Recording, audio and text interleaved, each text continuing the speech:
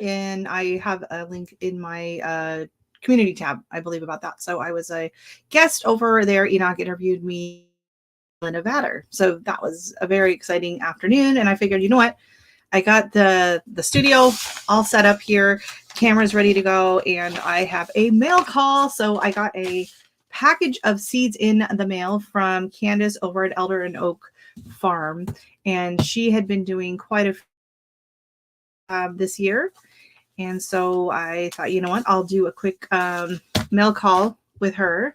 And I figured I would also go and do a little show and tell on some of the plants I'm doing, because I haven't done an actual what should I say, tour video in a while, or seedling update video, just because I've got a lot of other stuff going on. I just haven't had time really to do a seedling update video, and I'm going to be busy this weekend. Tomorrow I'm going to be potting up plants, and I'm hoping to get some stuff out into the greenhouse and get the greenhouse started up. And hey, Myra, come in. How are you doing this afternoon? This was a very impromptu live really quickly. So most of my seedlings are doing really, really good. So here are some of my beautiful canna lilies. Hey, Danny, how are you? So my cannas, these are the ones I started from seed, and they're doing beautifully. I think all of them germinated except for maybe one or two. Well, I guess these two here, the seeds are still sitting there, so they still could germinate, but they seem to be doing really good. So I'm hoping to get into the greenhouse. Oh no, I went. I'm ghosting. Hold on, I gotta refresh my camera. And then I have my bedding plants. So I've got my trays here with some, and the color is still really weird. Let's refresh that again.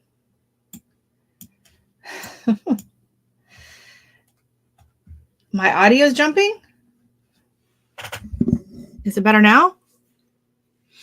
I wasn't having a problem before. Hey, Cece, welcome in. How are you? Like a hiccup. Oh no. Well, hopefully it's just my internet was having a little burp.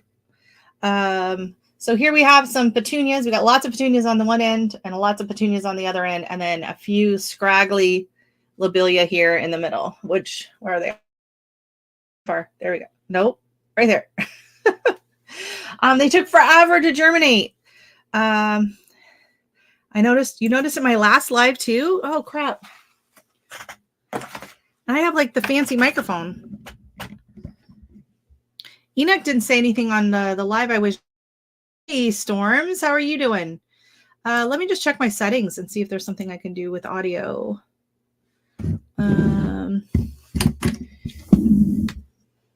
Reduce background mic noise. Is that better? How's that? Oh no, I don't know what's going on. I have my lovely blue Yeti, not a Blue Yeti, a Blue Yeti microphone. And then I have this tray with a bunch more. And so these are all petunias. And then we come into the different coleus. And then down here on the end, I have some beautiful jewels of opar. So these are really pretty seedlings, and they have these really pretty red stems. So I'm going to need to be potting up. And the video is a bit laggy, but not enough to whine about. Thank you. It's probably my internet. I don't know. I don't know what else it would be. Sorry. But I have a sad story.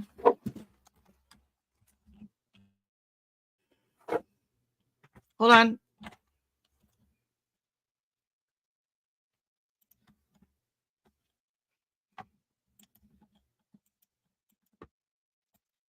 Okay, hold on.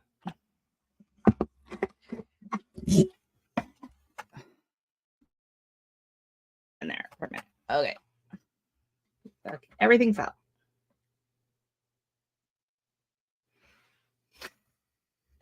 Is that enough to whine about?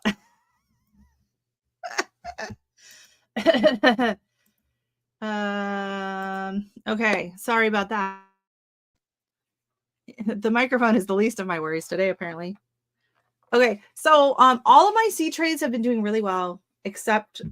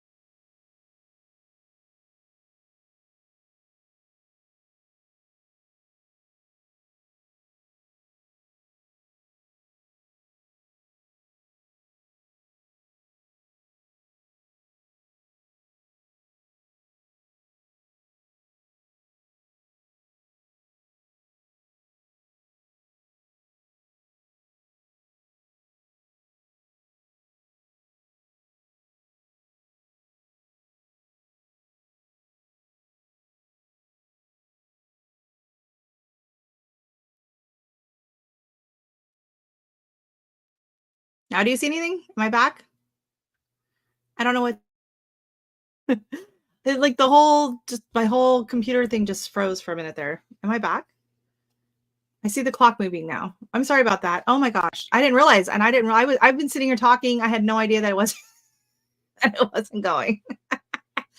I had no idea. Now I sound like my mom. I feel like my mom when we're on the phone connected and she just kept talking. She didn't realize we weren't connected anywhere. So anyways, oh wow. Okay. So this live is going really well.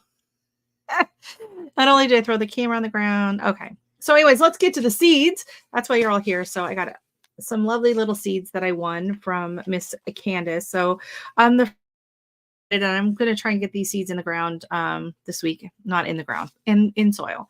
And those are some dahlia seeds. So I have a couple dahlias growing already that I got from Nicole Smith Gardening, and I'm excited to try these as well. She said they are mostly from Pom Pom Style, so small 1 to 2 inch, and it's a mix. And they were seeds that she saved herself, so that's exciting because that's a perfect size for like cut flowers. And then she sent me some lemon basil. Ooh, I'm excited about this. I've never grown Silver Dusty Miller. I have never grown them from seed, and I know that they're good for cut flowers and bouquets. And hey, welcome in, Broken Gardening. Nice to see you. Welcome in. Hey, Rob. Good to see you again. Rob was over in the live I just did over on Enix Live, and thankfully I didn't have the technical difficulties that I've been having in my live. And then I have Celosia or Celos, and it is Ruby Parfait, Flamingo Feather, and then Salmon and Yellow. So I'm definitely going to get some of these started. I already do have a few that I got from Nicole going, and I'm excited to get more because I love Celosia. And then some Calendula Flashback Mix. Calendula does really, really well in the cold loving plant, and some Brad's Atomic Grape. So all seeds that I can probably get started this weekend if I get a chance. So what is everyone else doing this wonderful, amazing weekend? I am just excited. It's sunny out and I am gardening. I snuck on. I did. I figured, you know what? Why not? I already got everything set up and ready to go. And yeah. Oh, I'm sorry. You were going to go plant outside. Oh, well, I dropped the link if anyone wants to come on up and chat for a few minutes. I'm not going to be on too long. I mean, famous last words. I always say that, and then it drags on and on and on. But it is an absolutely beautiful day, and I do want to spend some time out there. Take Dexter for a walk, go outside, hang out with the neighbors, that kind of thing. But no, I'm here. Oh no. Oh no. Now you're going to get. Actually, I did go laundry, lots of laundry. Oh, I'm sorry to hear that. But I did actually put in a load of laundry before I went on Enox Live. And then I just went down and changed the load, refilled my water in my Brampton Gardener cup that I self embellished. And then I was like, well, my husband's outside on the phone with his buddy. And I was like, you know what? Everything's still set up. I'm having a good hair day. I might as well go live. And I had just gotten these seeds in the mail. And I was like, you know what? I need to do a seed haul. So, but yeah, it is like sunny and thick snow earlier this year. So thank you for the nasturtium tips. You're welcome, because I do know how to grow monster nasturtium. That took over everything last year. I blame them for my very sad lack of onions, bananas. So, but we did not have a very hot summer last year at all. So I did use a Cricut. I went to the library. So here in Brampton, our library has what's called a maker space, and they have Cricut machines you can use. We have 3D printers you can use. There's a button maker, and we are getting a laser of some kind. And I'm not really sure what kind and what we're going to be able to cut with that, but I'm very excited about it. And it's all free to use. You get like, they have limits on how much you can use at a time, but I went and I bought this because it's like a gold leaf. They just have kind of like basic colors. And so I went at Michael's myself and then just used it on their machine. But the cool thing is too, is they pay for like the premium Cricut. So you get all of the fonts. They get all of the fonts, and they get all of the graphics and everything that are on there that someone individually for them. So it's kind of cool. As soon as I heard they do poorly in the heat, I'm like, Rochelle, help. Oh, yeah. Yeah, give them some afternoon shade. I didn't know that they do that poorly in the heat, but the last 2 summers, we've actually been really cool. A lot of heat. So maybe that's why my nasturtiums did so well. I don't know, but good luck. Afternoon shade is a pretty good answer for most things. And they didn't seem to be, they weren't like as dramatic about needing water. Not, you know how basil is like, oh my gosh, like my basil in the grow room this morning, I went and it's like so dramatic. Like you didn't give it water in the last, 8 hours and it's just like, woo-hoo. But I didn't notice the nasturtiums being that bad. Actually, I do have an idea. I'm going to be doing a series. Since last year. I just never got around to like actually acquiring all of the footage. But I do want to do a series where I kind of show like before and afters with my planters and talk about, the mistakes and the good things that I did with them. And you will see absolute monsters that those nasturtiums were. And the climbing nasturtium, I did not expect it to do what it did. It turned into a vine. Like it was 8-9 feet long up along the fence and going through the beds and whatever, but it was lovely. I like a little chaos in the garden.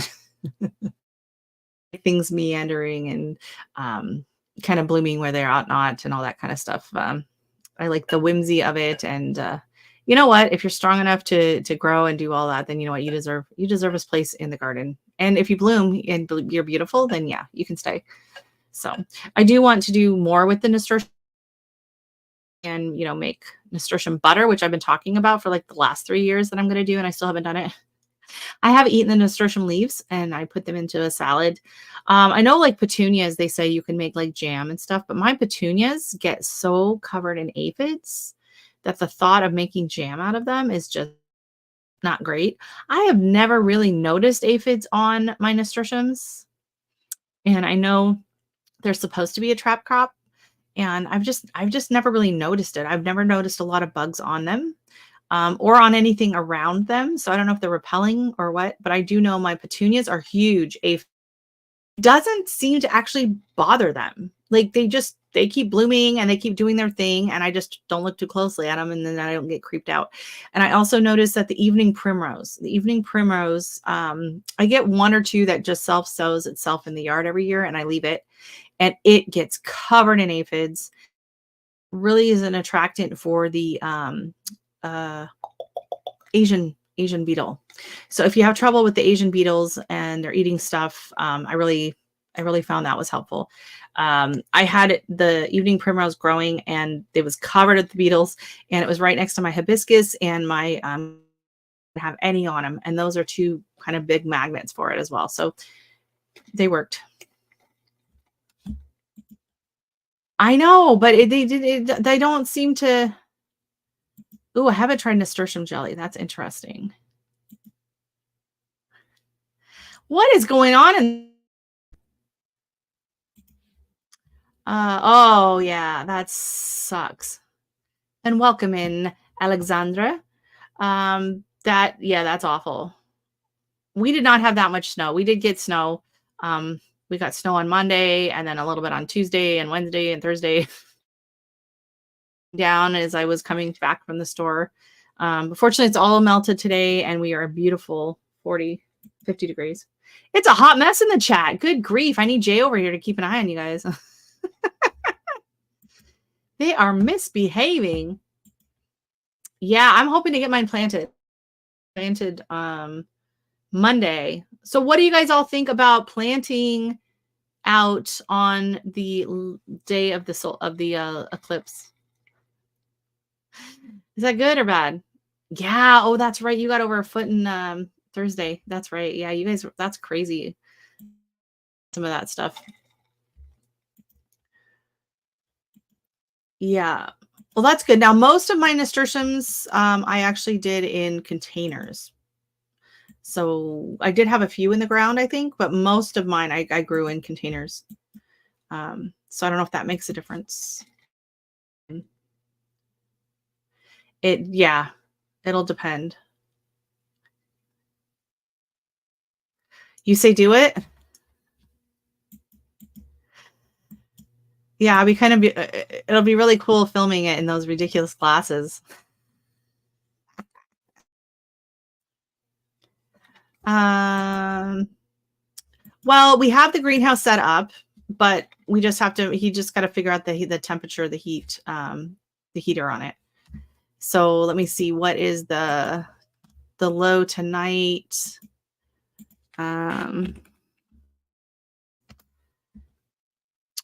So, it's 54 now. Oh my gosh, it was gorgeous. I just popped out there really quick in between lives. It's saying a low of 34 tonight. So,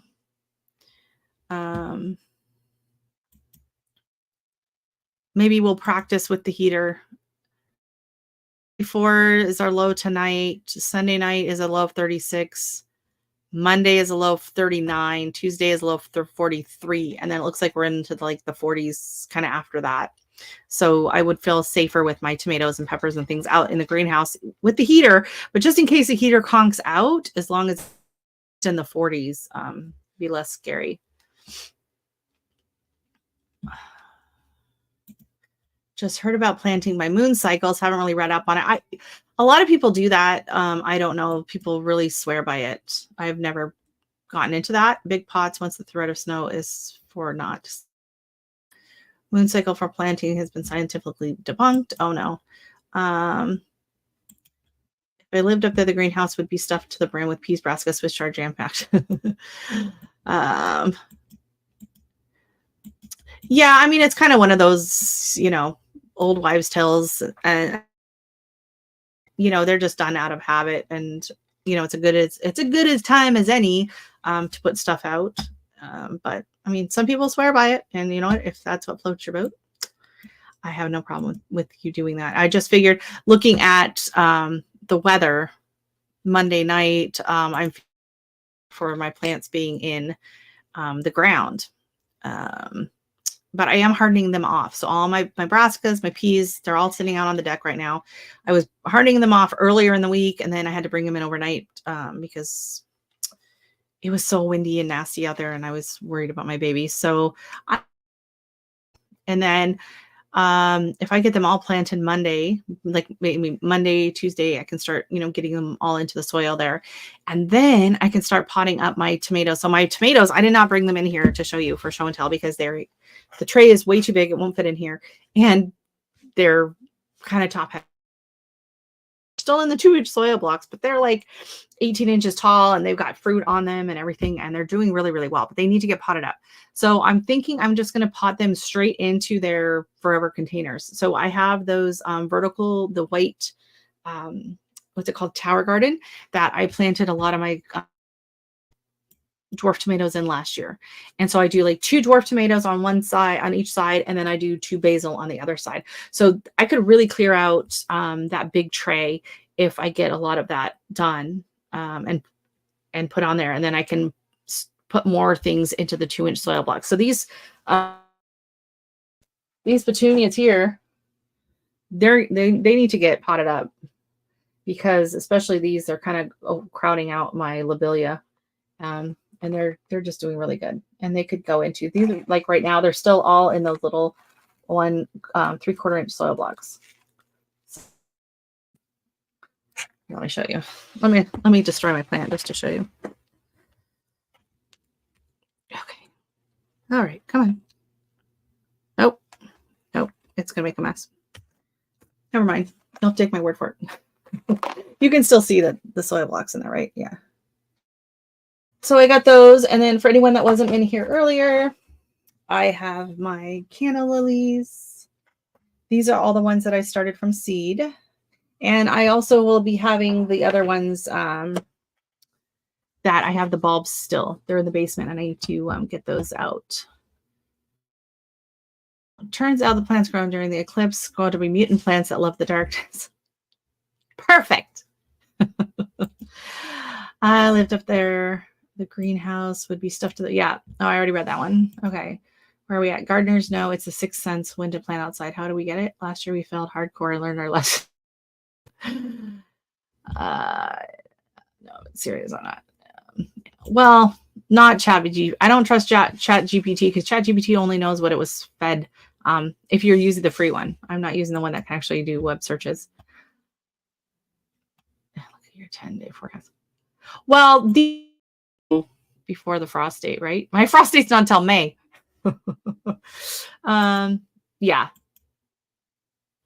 Yeah, I just kind of, I'm like, you know what? Well, for me, they're going out because I need room in the grow room to start my regular tomatoes. They got to get started. And then I got to start that are going to be going in. So I think I have like zinnias are coming up close.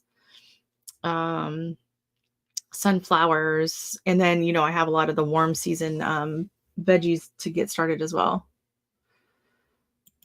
Leafy green in pots or beds have bug netting if you want to eat it. Own some to hell with the birds.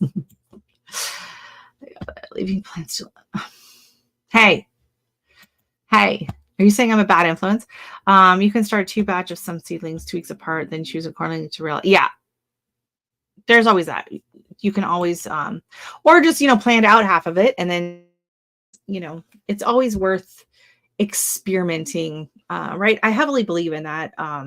Rules are meant to be broken when it comes to gardening. So a lot of gardening rules, a lot of it's based on, old wives' tales or just tradition, habits. They didn't have the, the scientific and the today to know, right? 100 years ago, they didn't have a 2-week forecast probably you look at on their phones. So they were not as gifted in that sense. We have, a lot more access to technology and things like that to, base our ideas on. But also the discussion over on a lot of the Facebook groups on starting seeds seeds inside, like which seeds should you start out inside, which are better to be, direct sown. And uh, people are really opinionated on it. And I understand like root vegetables, yes, the less that you disturb their roots, the better. And there are some that are kind of peas and they say, well, the thread was about, I think, sunflowers. And someone was saying, oh, can I start my sunflowers indoors? Because every time I start them outside, the animals, the birds get to them before they get a chance to establish. And I was shocked. Like the comment section was pretty like, oh no, you can't start sunflower seeds indoors. You can't. They don't transplant well. They don't transplant. I'm like, I do every single year. So every year I start some sunflower seeds indoors. And then when I plant them, I usually drop a couple sunflower seeds into the ground around them when they're in, right? That's what my tomatoes are fine. The lettuce looks awesome. Peas are, oh, that's good. Uh, yeah. Well, you don't want them to get stunted either, too. So like they'll survive, but just, they can get set back a bit. Soil is 56. Okay, that's fine. Yeah. Let's feed our soil. That's your direct sowing. Yeah. See, that's the thing is just people say, oh, yeah, you really should direct sow. And that's great. I'm sure direct sowing for a lot of those seeds is ideal in ideal conditions, right? So if you're in the South and you have long, warm summers and you have plenty of time for things to be started out direct, go for it for sure. And it's easier. It's probably easier on the plants. It's easier for everything. But when you live in a cold, limited, short season, you really you kind of have to buck the trend and you have to start things indoors. So they were saying things like nasturtiums, zinnias, sunflowers, morning glory, things like that all have to be direct sown. You can't start them from seed. And I was like, listen, it might not be the best, but I start mine from seed every year and they transplant and they're fine. Granted, I am using soil blocks, and so it is a limited disruption of, I was saying disruption and disturbance at the same time, and it wasn't working. So it is a little gentler on them, but last month mid soil. Oh, wow. And me last week, I went to pull my Christmas decor out of my urns, and the soil was still frozen. My soil is still frozen out front. We pull a weed thing out the other day and it wasn't coming. It was frozen solid. So my soil temperature is below that. So 10 degrees Celsius is 50 degrees Fahrenheit. So that's kind of the goal point, I guess, when it's safe to kind of start messing around, cleaning up and all of that. I still think in Fahrenheit. Celsius is not my cup of tea. But I know the basics. I know 0 is cold, 0 is freezing, 10 is 50, 20 is lovely. So 20 is around 70-ish. Those are the basics I know. If it's over 30, then I know I want to be at the beach. Yeah. Yeah, for sure. Oh, interesting. So that is the reason why we left the post for the greenhouse in the ground. Built the greenhouse. It was, what was it, 3 years ago?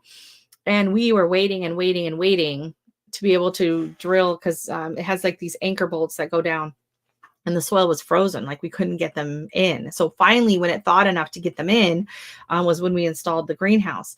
And so greenhouse down because it can't stay up during the summer. There's no room. It's the only walking space we have. We left those in the ground and there's like, the ring on the top. So I make sure to put a planter next to it because otherwise I know I will kill myself tripping on those. But that was how we were able to get the greenhouse set up last year, like while the ground was still frozen. And then set the greenhouse, well, my husband did. He set it up in end of October. So it's been out there all winter long and he's got the heater in there. It's not on all the time, but he'll turn it on when he goes out there. So he's been enjoying going out and like making his phone calls and doing his work stuff. It's become his like office/man cave. Out in the greenhouse with his buddy came over and they put a TV. So he's been enjoying being outside and being in the greenhouse. But so he just went. I think I mentioned it in the video. Oh, the video coming out tomorrow morning. I mentioned it. And I just show kind of where he set up the greenhouse and, he's got the vents at the back going and we got the fan. There's a grow light in there. and then everything's kind of set up on an automatic system. So the fans come on when it hits like 75. The heater comes on when it drops below 50. Things like that. And then manually, I just have to make sure I go in and out the door. If it's a sunny, hot day, that door has to be open, or else everything in there is just going to burn up. Still mad we cannot have citrus here. Oh, yeah. I mean, you could do the old lemon pot in a pot and kind of wheel it in. You should build a lean-to, a glass greenhouse lean-to onto the back of the house with a door, and then you could grow some citrus in there. I remember when I was a kid, hey, my crooked little homestead, welcome in. How are you doing? Nice to see you. When I was a kid, my uncle had this with lemons in it, and it was on wheels. And he kept it in the garage, which had a big window. And on the sunny days, he would wheel it out in the summer, and then he would wheel it in at night. He would wheel it out. He would wheel it in. And that was in Oregon, so it was like an 8. I think we were like an 8 AB or something. He took such care of that, and my aunt would make the best lemon meringue pie. Oh, so good. But yeah, he wheeled that. That was his baby, that lemon tree. He had it for years, wheeled it in and out. I would be interested in getting like a pawpaw tree. I know they're really popular here, but they're very expensive. And you have to have, I think, 2 or 3 in the area in order to get them to pollinate and to get any fruit from it. And so we just don't have room for that. I'll make a 3x20 linear garden by the fence using drip tape. Currently, oh my goodness, 44 seeds in preparation. That is amazing. I wish I could use my fence line for veggies. Unfortunately, my fence is really old. It's like 20 some years old. And so it's the old pressure treated wood. And so I don't like to eat any food that's grown within a foot or 2 of the fence. So it's all ornamentals or containers. So I do containers there. I use drip tape irrigation in Haiti, just regular. Oh, yeah. Just regular gravitation power with pail. Yep. You know what? You got to use what works. I soaker hoses years ago, before I knew anything about drip tape. This is probably going back 10, 15 years ago. We tried using soaker hoses, but with the hill, it didn't work. It didn't work. The water just kind of flushed down too fast. And I don't really know tape or what are the other ones called? Not the tape, but the drip hose with the emitters. I just don't know. I mean, it's a steep hill. And so the problem was all the water just came to the bottom. So we actually had better luck, I think, with the sprinkler, but we still haven't installed. For the last several years, it's just been me going out with the hose.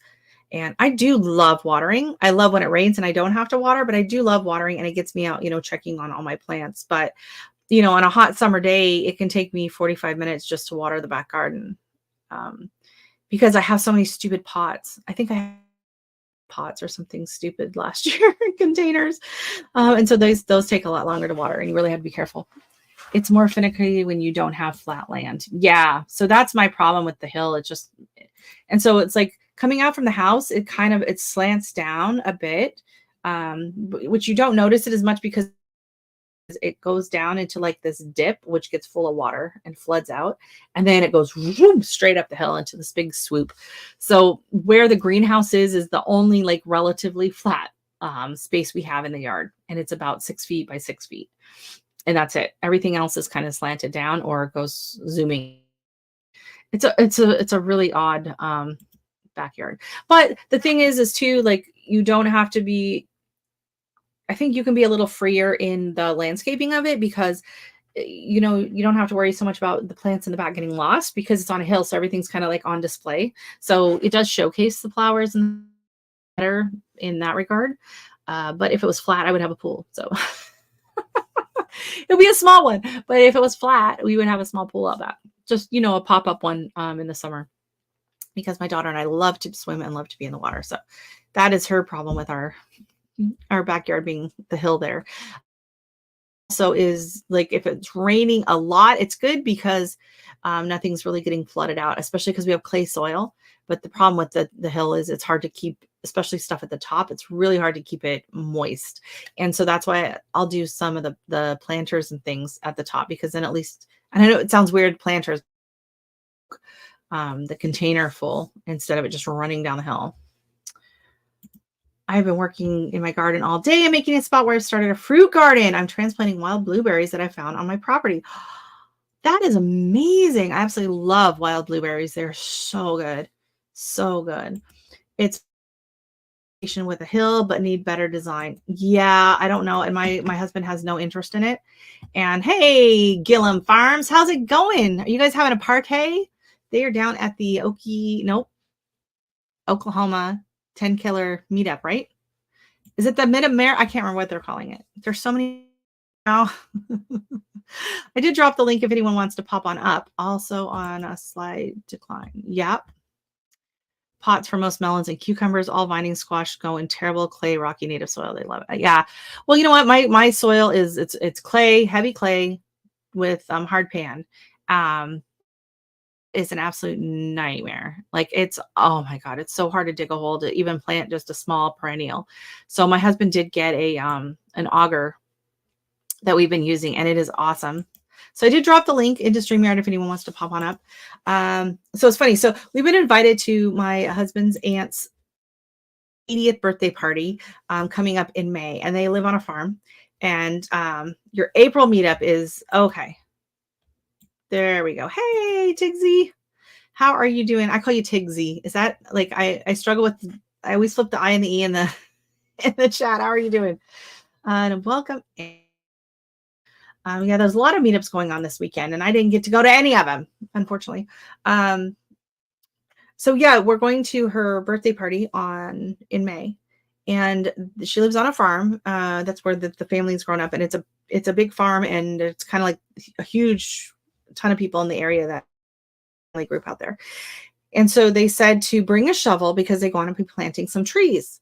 And so I was like, okay. So I told my husband that, and he's like, well, let's bring the auger. So we have a gas auger that is like a 12-foot diameter. So I was like, yeah, let's bring it. I said, but let's not pull it out right away. Like, let's first, right? Then we'll be like, oh, we'll go plant this tree, and be like, so we'll probably bring the auger, and we'll probably bring just back in from the garden. Nice. We'll probably bring and you got, it's a 3-inch by 2-foot auger he picked up for $10 the other day. So that will be really nice. You just went and got in your camper, you're hiding out from everybody. Well, it looked like fun. I watched you hanging out there yesterday.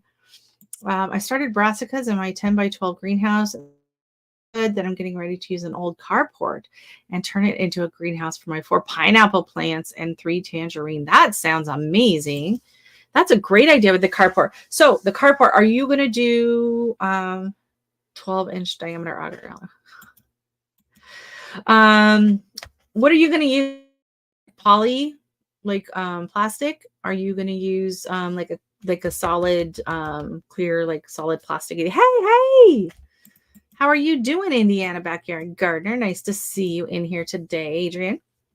Yeah, I'm interested. So because so we did they have actually I think I have a picture I can pop up of it on here. It's just an ATV carport basically, right? So it's for your ATV. It's a 6x6. You picked it up at Home Depot on clearance end of season because it was like the display model, and we kept the door part because it's got like the zippers on it north, so we don't have to worry about it blocking any light, but the rest of it was like a dark brown, right? So we just used Super 6 6 mil poly to cover it up, and then we stuck it with the lovely tape, which is bright orange. I don't have it on here as backdrop. I thought I did. Oh yeah, there it is. You can see it in this picture here. Here we go. So whoop, there it is. You can see a bit of the tuck tape. And this actually is snow fencing. This orange stuff screen. This orange stuff here is snow fencing, and he puts it on top. So what it does is it does help kind of cut. It serves a bit of a purpose in the summer. I mean, not summer, but in the warmer temperatures. It's a bit of a sunshade in there, but it also helps kind of hold everything on with the wind. So you just use the 6mm plastic by Home Depot. Yep, vapor barrier. Exactly. That's what that is. Yeah. We do drywall taping, so we already had a big roll of vapor barrier, so that worked, and the tuck tape. And then he was going to use the blue, and I said, no, if you start with the red, we've already got the orange. You got to stick. I don't want to see blue. Stick with one, right? Don't be messing it all up. Hey, welcome in, Frosty's Garden Adventures. Very nice. I love that paper towel method. The baggy method? Or, where are we at? I believe Ziploc, speed grow method, paper towel, 3 spritz of water, and face down roots will, yeah. Oh, yeah, I've had them grow up into the paper towel, and then I'm just like, and I just tear it and plant it with the paper towel piece on it. Yeah, you know what? I haven't really used the baggy method. I got the heat mats with the soil blocks, but it probably would speed up the germination on my peppers, but it was a lot fussier. Hey, how's it going? It's going good. It's absolutely beautiful here today. I'm finally feeling like I might be able to plant some things at some point this year. This week, and it was a bit of a bummer. So that was the issue we were having. But I have moose on here. These are the backdrops I have available that I've already used on my this is from when I was visiting my parents last year. We were driving and there were just moose out walking along, chewing on the tree in the yard. So yeah, that's not weird. Where are we at? There we go. I only use it for older seeds. Exactly. Yeah. I used to use it for everything because I didn't have the grow rack, right? And so I just had the one table in front of the window. And so I was like, I am not wasting a space on a seed that's not germinating. So only you would plant seeds that had germinated. Yeah. Yeah. And I still think it's probably the best for pepper seeds because pepper seeds are just, I need to start my tamarillos again. I started some and then I had an accident with the tray that I'd rather not talk about. And so I think I'm going to have to drop more seeds. I don't know if anything's going to germinate in that tray. It did not. I kind of dropped it and then it dried out and then I put too much water on it. And then, yeah, it was a whole thing. So I lost that one. That one tray is looking kind of sad, as well as this one here. So I don't know what's going on with this one. I shared it earlier. The things on this end of the tray did fine. The ones right here in the middle were amazing. Tall now, area grass, but none of my impatiens, none. It was 3 different seed packets at probably a month apart and nothing. So I don't know. Not tomatillos, tamarillo. I think. Pull it up. I got it from Baker Creek, which what the heck is going on with Baker Creek's marketing right now? Like, does anyone follow them on Instagram? They're going kind of wackadoodle. Not gonna lie, a little bit crazy. On Gail's interesting. Hey LP, welcome in. I got tamarillos. What are they? Let me see. Okay, Baker Creek. They're like a fruit or of some kind. Dwarf seeds. I think that's what I got. Let me see. Camarillo.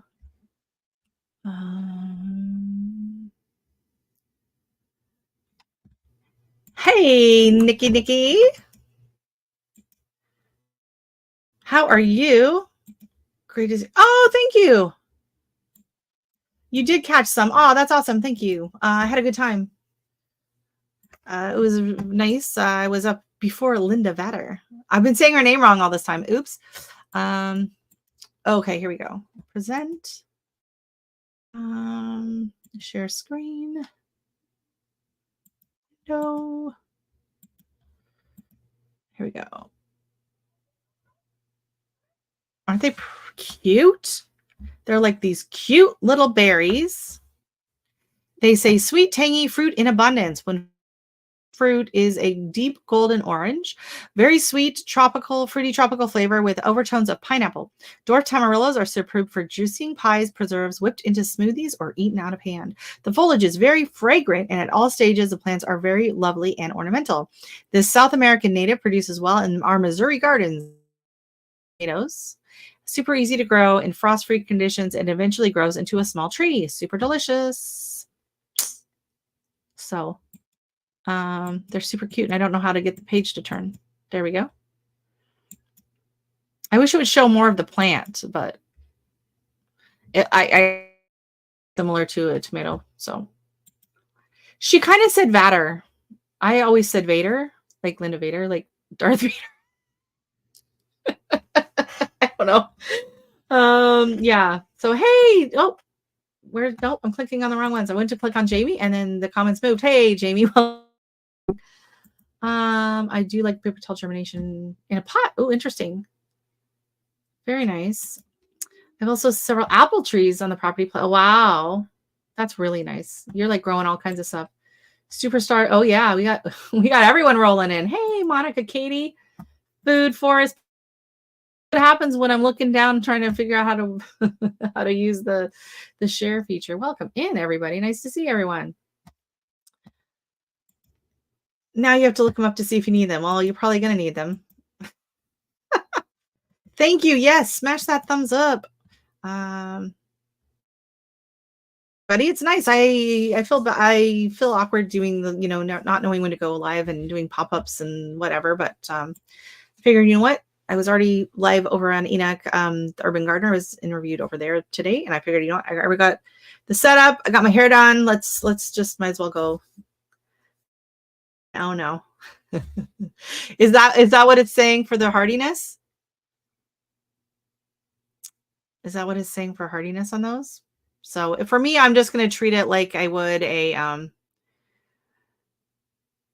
just going to treat it like an annual, like I would tomatoes and my garden huckleberries and whatever. So I live in an apartment in Montreal. I have unlimited access to land space and sun. Oh yeah.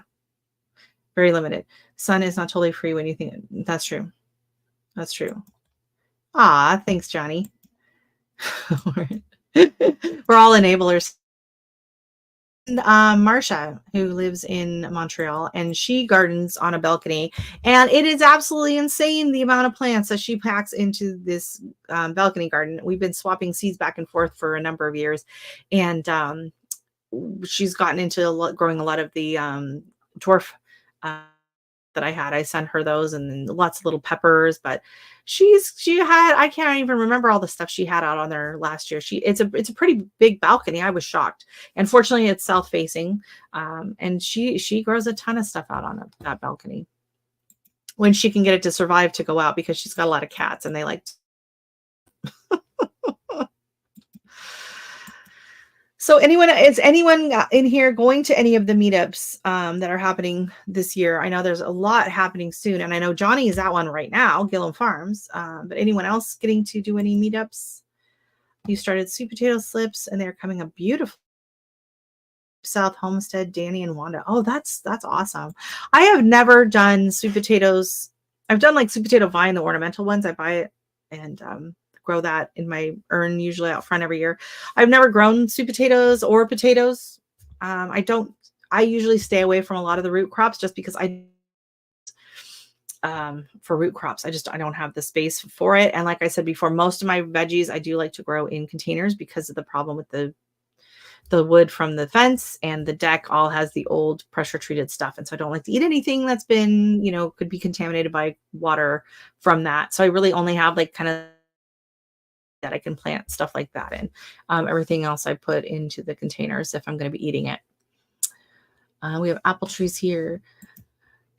Oh yeah, the peach tree got boar beetle devoured, and your poor celestial fig zero grow this year. My wife will not let me turn it into You're not at one? You were just doing a preview. Is that what you were doing yesterday? I was so confused. Well, oh, so you were just doing a tour of the grounds for later this month. Sorry, I was wondering why there was no one else at the meetup yet. I was like, maybe Johnny got there a day early. Okay. I'm all confused. So Soil Family Expo is happening this week though.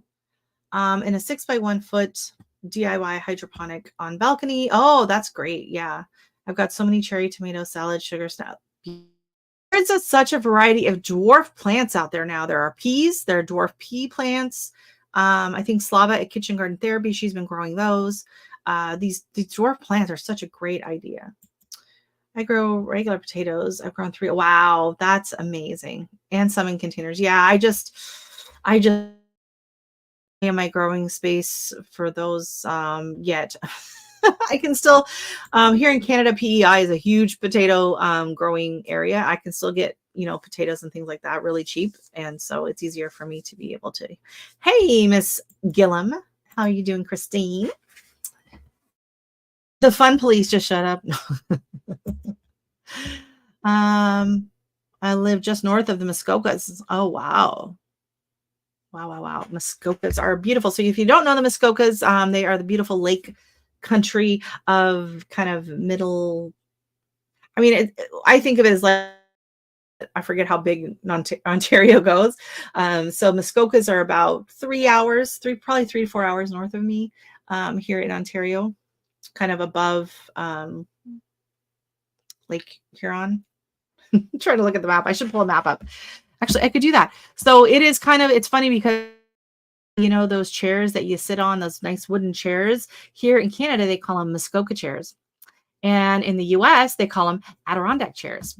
And my friend was horrified to find out that not everyone in the US calls them Muskoka chairs. She was convinced that everyone did. And I was like, no, it's only in Ontario. Hey, Cricket Peach, welcome in. How are you? Nice to see you in here too. So yeah, let me actually show you, because I know a lot of people, I didn't know a lot about Canada. So we're going to add to stage the map. It's the map. It's the map. It's the map. You'll move to proper land and grow a lot. You know what? And I say that with like my garden, and I say, oh man, if I only had, more land and big yards. And you drive by, some of these places that have nice big yards and everything. And then I think about how much it takes me just to maintain my tiny little yard, and how much it takes me over an hour to water. I'm like, if I had a bigger yard, would I actually do more gardening, or would I do less? I don't know, right? I don't know if I would actually do more gardening in a bigger yard. My oldest son lives between Innisfil. Oh, very nice. Yeah, we actually my daughter's friends just moved up to Shelburne, so we were driving up through Orangeville, and kind of our neighbors actually moved to Innisfil a few years ago. And apple trees grow. Apple trees are really popular. 40 variety of apple on the same grafted tree as part of my tree. Oh, that's amazing. That's amazing. Yeah, we live near huge apple farms just down from us. Once we get a greenhouse, I can grow year round, right? We can AC cool it with a 5K BT. The chat keeps moving as I'm trying to read. I want a 6x16 custom built. Ooh, that would be beautiful. That would layer. I was kind of thinking about doing that on ours, doing that double layer. I'm on the way home with our camper, Christine, my love. All right. Awesome, Johnny. Be safe. Okay. Well, I'm glad you guys can chat in the chat. They're saying hello. 100 acres. That's amazing. This will allow us to overwinter as well, for sure. You live down the street from the orchard. Oh, nice. So here I'm going to show the map. So here's US and Canada. And this, oh, here we go. Let me zoom in a little bit. So this is Ontario. Oh, hold on. I'm messing up the wrong screen. I need to be zooming over here. Ontario is actually larger than Texas. Did you know that? Did you know that? See, look at here's Ontario. So this is the border of Ontario. It goes like this all the way up to Hudson Bay, all the way down here. weird little swoopy doop over here near Montreal, and then back down here and back up and around all the way over here. So Ontario is really big. Not as big as Quebec, or like Northwest Territories and whatever, but every province in Canada is enormous because we don't have very many provinces. So my daughter is taking geography this year, and they have provinces and the capitals. And I'm like, what? There's like 13. I said, try the US. We had to do 50. That's not fair. Yeah. You can bump your microclimate a few notches. Exactly. So here, I'm going to zoom in a little bit. So here's the star is where I am at. So you can see I'm very close. This is very close to Toronto, and Niagara Falls, which is right here, which is going to be an absolute zoo on Monday. They are expecting over 1 million people to come to Niagara Falls for the eclipse, and they have declared it a state of emergency, and there is no way you could get me to even go out on the roads on Monday. Crazy. So Niagara, this line of totality is going to come like right through here. So I think we're at something like 90% or whatever, and that's good enough for me. And so here is where I am at in Brampton. She's saying her son is between Brampton and Innisfil, which is right here. Stop popping stuff. And then I'm just going to scroll out, and then we have like, this is the Muskoka region. So there are a ton of lakes. Lake in Ontario is home to some of the most freshwater lakes in the world. So no, Niagara is amazing. Absolutely. It's bad enough in the summer when it's busy with just the regular tourists. No way. Like they're saying stuff like, do they have to, like, how are they going to use the washrooms? Like, how many porta potties are they going to have to put out for this many people? Gas stations are worried about running out of gas. Bring an extra battery. Yeah, it's insane, and it is not built for that. So yeah, there's no way. My neighbor messed with me 2 days ago. She messaged and asked, she goes, could you let our dog out on Monday? We're going to Niagara for the eclipse. And I was like, oh my God. And my husband just starts laughing, and he's like, oh my God, you've got to be kidding me. He just starts laughing because I can't wait to hear the stories. I can't wait to hear the stories. And I was like, what? And then she's just like, just kidding. I was like, oh my God, don't mess with me like that. Right? Exactly. We got our glasses and everything. We're ready. I am working in my garden most of the day. It's extremely windy. So that's, oh no. Yeah, fortunately, it's not windy, and it's absolutely beautiful. Yeah, I know. Yeah, you're catching up in the chat. At least you're not fighting in the chat, although that would be kind of entertaining for the rest of us. But it's an eclipse rave. Exactly. It's going to be nuts. Best ever cherry. Ooh, nice. Although I'm a fan of Rainier cherries. I still say the best state. I don't know what date is now, and I don't care. I'll miss the eclipse, probably sleepy through it. Very concerned if we run out of coffee, then the whole tiny go home. No. Yeah, that's not good. Hey, Casings 55, how are you? Welcome in. Yeah, so I think the path of, actually, let me, of the eclipse. There's a lot of people in a lot of these like small towns that are really excited because it's going to really be bringing a lot of tourism to their place. Let's see, I can zoom this to make this a little bit bigger. So there we go. So you can see it kind of comes, we're pretty close. We're covered in this path. So that is good enough for me. So it goes all the way down across through parts of the US, Indiana. Oh, you're close there. Yeah. So Indiana doesn't quite catch Tennessee, Kentucky a bit, Missouri, Arkansas, Oklahoma. And then, yeah, big Texas is going to get it right through, I think right through Austin and Dallas and all that. So, yeah, I mean, it's something to think about, something to talk about. My husband was telling my daughter, you'll remember this for the rest of your life. You'll remember, because she's almost 15. She's like, you'll remember when you saw So, um, last time I had a TV and watched the news was 6 years ago. Oh, wow. Yeah, you're on YouTube all the time. Interesting. I'm in the path of this. So, yeah, exactly. Oh, that's awesome. Hey, Ecocentric, you just snuck in. Nice to see you. Um, Very nice. I live 6 kilometers on north of the 100% eclipse part. Oh, okay. Yes. Well, good luck with that. Good luck with that. I applaud your efforts. Um, oh, you're in the path of totality, right? Yeah, you're down in the southern Ontario there. Hey, David, Steve, you slipped in. Black old sun, won't you come? All right, now you're gonna get me. Now you're gonna make me sing Peaches. Peaches come in a can. Okay. I didn't say that. I am rooting for you. You know, you eat enough of your own homegrown tomatoes and veggies. Why not? Um. Oh yeah. No, I still watch some shows on TV. My husband is the news all the time. It drives me nuts. But he loves watching the news and everything. And then I'll be watching a show and it's, one of my gardening channels. And he's like, why are you watching this? Like, why are you watching someone just potting up another pot of pots? Like they did the same thing yesterday or whatever. I'm like, you watch the news.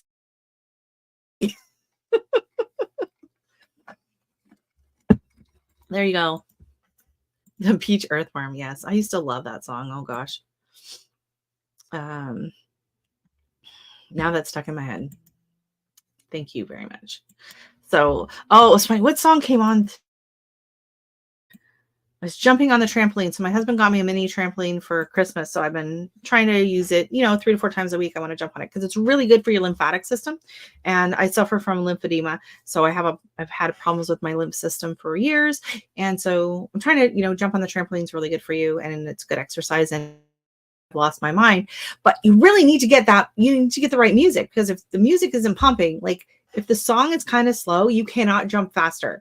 So I have to have a nice beat in order to jump faster. And so I just kind of put it on like the YouTube mix, and it was pulling out some really like songs I haven't listened in ages.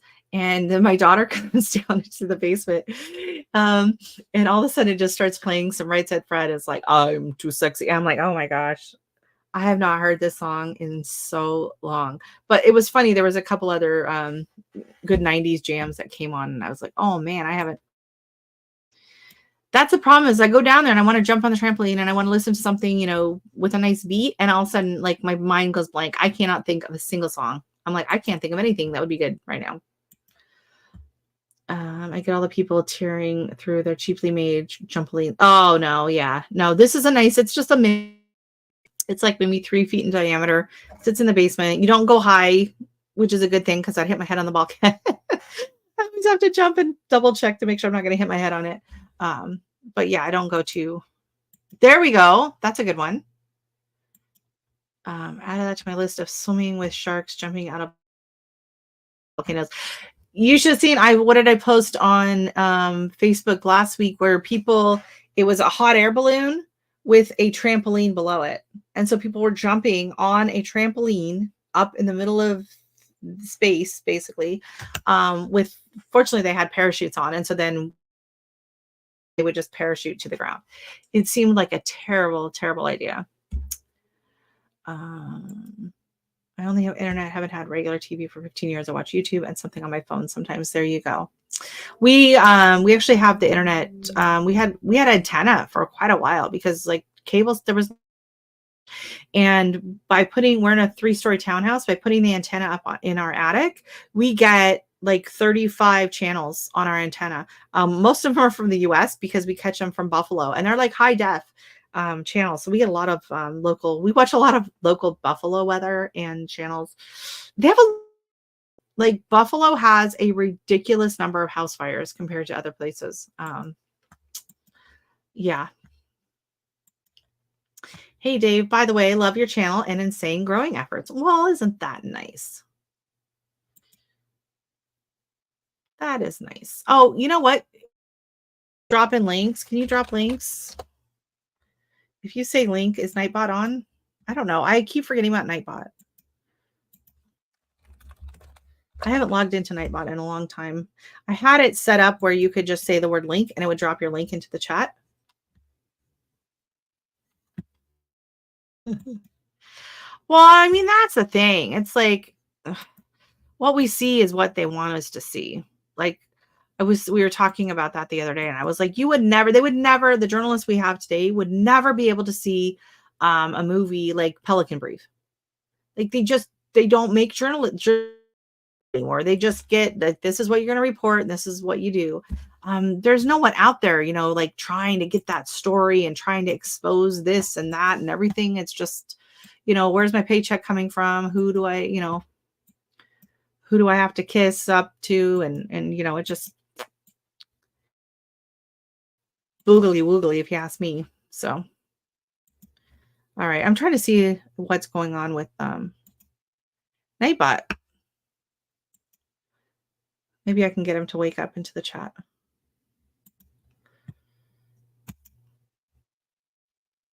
Allow. Why am I having to like re-log in, re-allow everything? Oh man, it looks like it's like I don't have any of my custom commands in here anymore. Oh, I do. Okay, so try it now. It should drop your link into the chat. It's there. It's there. The eastern side of the world thinks Texas is at war with the U.S., full-grown all-out war, tanks and rockets, etc. What? Oh no. Everywhere else.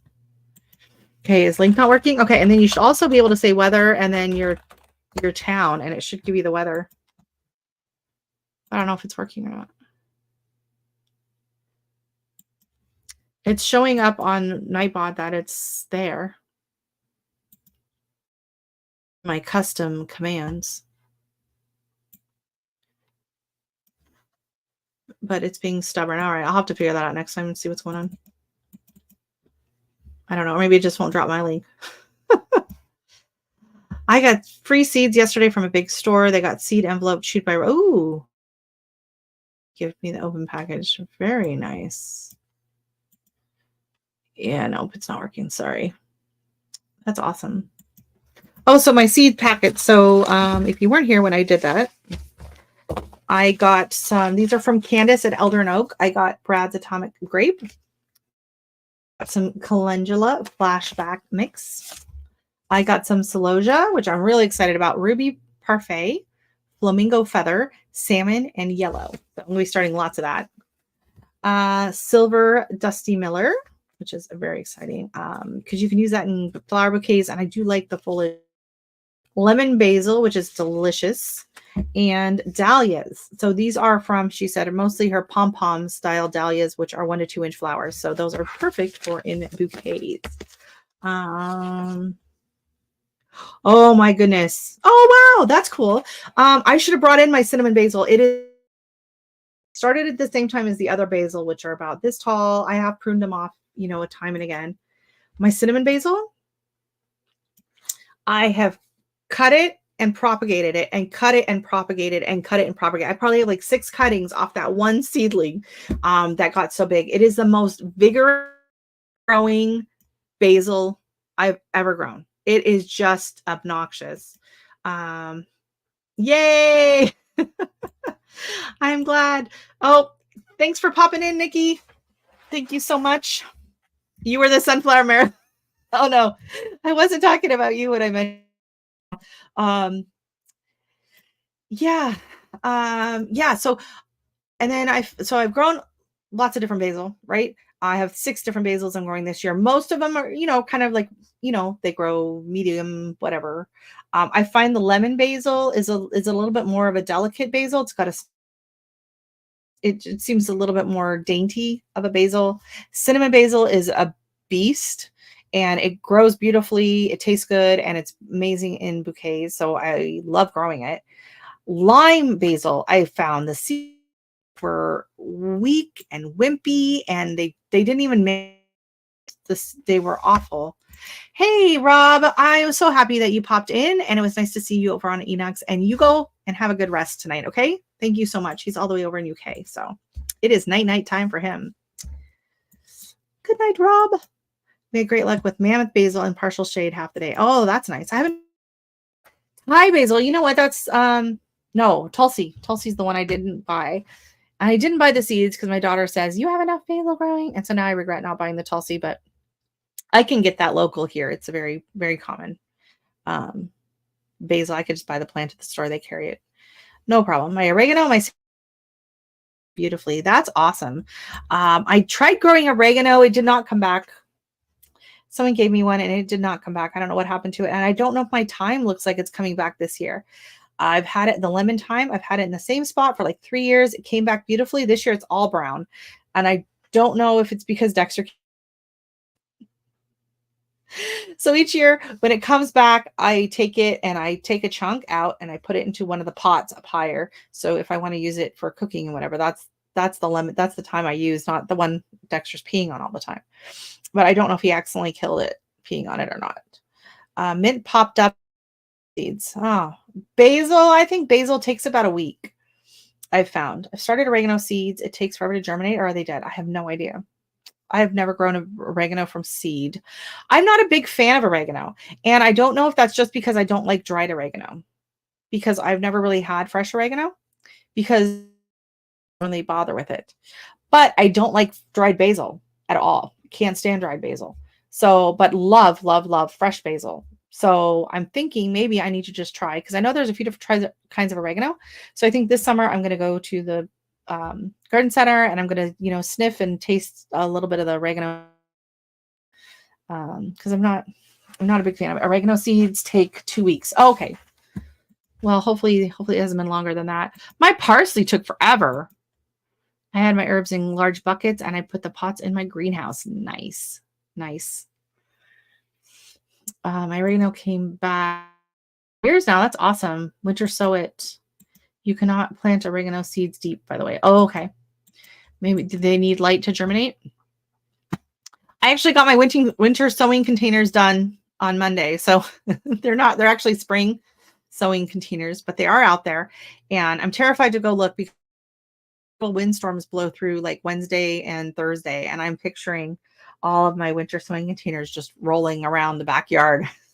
It was like, oh, but actually I don't know how, but I think they managed to stay put. I made sure to water them really good to just keep them in place.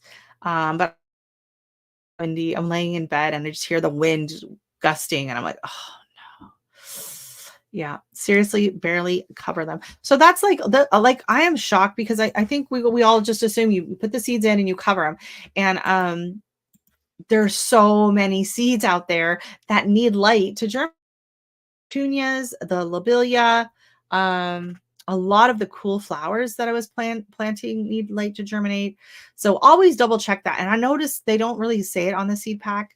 A good rule of thumb is you kind of plant it as deep as the seed is itself. So it's a super tiny seed. It needs to sit on the soil and it doesn't need. Only one that I can think of off the top of my head that's contradictory are pansies. Pansies like it pitch black, and pansy seeds are ridiculously tiny. They're smaller than poppy seeds, but they like it pitch black in order to germinate. I've used the towel method. Okay. They might need more light. Can they get light through the paper towel method? That's something to think about. And that's something I never really thought about with the paper towel method before, because I usually only did my pepper seeds, peppers or tomatoes. And so I would put them, and I didn't have a heat mat back then. So I would put them in put the baggies in another like black plastic bag to keep it nice and dark. And then I would set it on the heat vent in my bathroom because that would stay nice and warm. And that was how I germinated my seeds for years. And then a couple of years ago, I won a few gift cards on some different. I was like, you know what? And it was US Amazon. And I was like, you know what? I'm buying myself some heat mats. And so they've been great. I do enjoy them. My oregano and green stalk isn't coming back. Oh, that's too bad, Alpi. Oh, Not the strawberries. If you Ziploc bag germinate damp towel, not soaking wet. Yes, they need light to germinate. Okay. With common seed, need light or total obscurity. Otherwise, they don't start. Yeah. So most seeds, way or the other, but there are a handful of seeds. Anything in the hey, Nino and Lo, welcome in. How are you guys? Hope you're out enjoying this beautiful day. It's absolutely beautiful this weekend. And they're actually just north of me on the other side of Toronto. Yeah, some seeds, anything in like the amaranth need light to germinate. Petunias, like I said. I think of all of the like cold hardy stuff, it was maybe the calendula that didn't. But you think about plants that self-seed, they literally just drop and kind of just sit on top of the soil. So a lot of those perennials and things, they actually need light to germinate as well. Teresa from Old Ways Gardening and Prepping has videos on how to plant herbs, which ones need to be covered and which ones don't. Right. Mama Owl, she's got a lot of content on herbs and herbal benefits and how to make tinctures. And I followed her video on was it that I was out harvesting last year, the goldenrod. I went to. You're talking about regular veggie seeds. Well, see, most of them, it's okay one way or the other. But like, like peppers, tomatoes, I cover those usually. My wife stopped me from burning lavender and rosemary seed packets. I cannot grow them. Good to hear it. It's absolutely beautiful. So I'm not going to be on here too much longer. Go for a walk and go check stuff out in the garden and see how my plants are doing. And then, yeah, I'm hoping to pot stuff up tomorrow and maybe get stuff planted on Monday since our low won't be too crazy low overnight. The stuff I'm planting out can take lavender needs stratification. Yes, actually, some gardening. She has a great 3-part series on how to start lavender from seed. So you should watch her video because she talks about that. Rosemary needs light. Yeah, it's interesting because I just think like the common belief was like you just cover all the seeds. That's what I always did. So many different seeds need different things, and some don't like it too warm. Some don't like it. Yeah, right. Rosemary takes forever. Yes, probably. It seems like it would take a while since it is kind of a stocky, woody plant. Go close in your chickens. Good night. And thank you so much for stopping in. It was so nice to have you in here. When we need light, how strong under LED or just regular light? If it's a plant that says it needs light, like it needs light to germinate, I just usually leave it in in front of the window. And so I don't usually turn on the grow lights until I start to see something popping up. I just let the window light do that for me. But it's if your grow room's in a basement or in a dark room and you don't have like an ambient light coming in from it might just need to throw a grow light on. Just kind of maybe put it a little bit more directly near those seedlings. Growing up, my mom had this huge rosemary bush in the backyard. Like it was enormous. It was like a huge shrub back there. Hey, Rambo, how are you? 2, isn't it? Rob just left because it's like 11 p.m. over there. Nino and Lo, Rambo's coming in saying hi to everybody. So, yeah, so thanks for coming in. Sorry, Rambo, I'm wrapping things up. You want to see my trays? I got a few goodies back here. I think this is my prettiest one. This is my prettiest tray I have right now. I have petunias, I have some coleus, and I have some jewels of opar on the end there. So those coleus are really getting some nice color on them. They're getting really pretty. Those are called the Black Dragon, are some of these over here. So they are doing really well. So I'm going to be getting some of those petunias potted up into the 2-inch soil blocks, which they're going to love to have a little bit more room. And I'm going to have to come up with something to take the place here. I'll probably buy some, but I won't be able to afford to buy as many as I would have started from seeds. I'm kind of sad about that. So, thank you. Thank you for coming in, and you're great. Well, you know what? I've got great guests that were in here as well, and I'm glad they were able to help answer your questions as well. And I over on Enoch at the Urban Gardener. I posted my community tab if you haven't seen that. And he also interviewed Linda Vatter after me. And what else is going on this weekend? I'm just going to be potting and planting. I might be planting on the eclipse. That could be exciting. We could do a hashtag planting on the eclipse if anyone else is out there that weird weather with my really cool fancy glasses. So anyways, thank you so much, everyone that came in, and I hope you're all having a wonderful weekend. And Billy, get back out in the garden. Back to work for you. All right. Thanks, everyone. Bye.